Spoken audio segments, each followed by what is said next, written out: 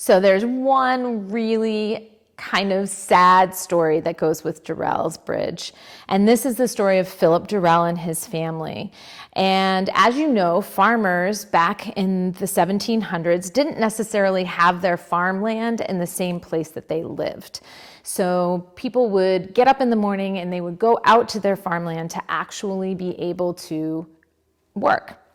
So Philip Durrell woke up one morning, took his son out to the farm to work, and left his wife, his son, who was John Durrell, who was 12 years old, his mother, and his daughter, who was married, Baxter, Mrs. Baxter, and her baby. And they were all in the house. He came home after dark, and no one was in the house, and the house was on fire, and he had no idea what had happened. While Philip Durrell was at work, the Native Americans had come and they had attacked his home. They took all of the women and children that were in the house, and they were going to walk them all the way to Canada to sell them into slavery. And this was not an uncommon practice back then, especially when tensions were high between the native populations and the colonists.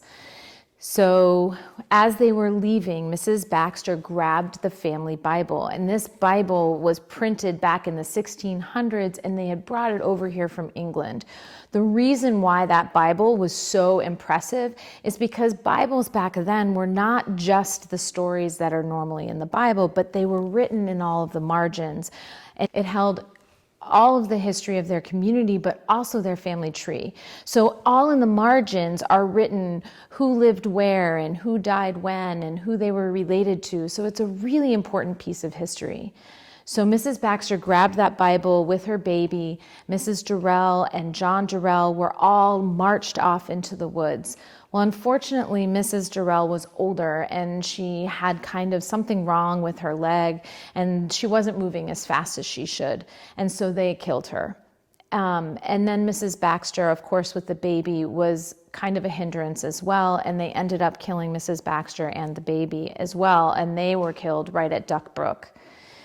John Durrell, however, made it all the way to Canada, where they sold him to another tribe, and he was their prisoner essentially and worked for them. He became so accustomed to the ways there that even when he was exchanged for a few years later, he came back and the local community said that he pretty much was more Native American at that point than he was colonist. The way he hunted, the way he walked. He did get married and he did have children, and his descendants still live in this community. After they discovered that the whole family was gone, Philip Durrell the next spring was out in the woods hunting and found the Bible. Mrs. Baxter clearly, when she was killed, had dropped the Bible, but they found the Bible and it had survived the entire winter. That Bible is still with John Durrell's descendants in this community. It's been given to the Kennebunkport Conservation Trust, and we're looking to put that on display soon. It's still in pretty good condition, and from the 1600s holds so much of our community history.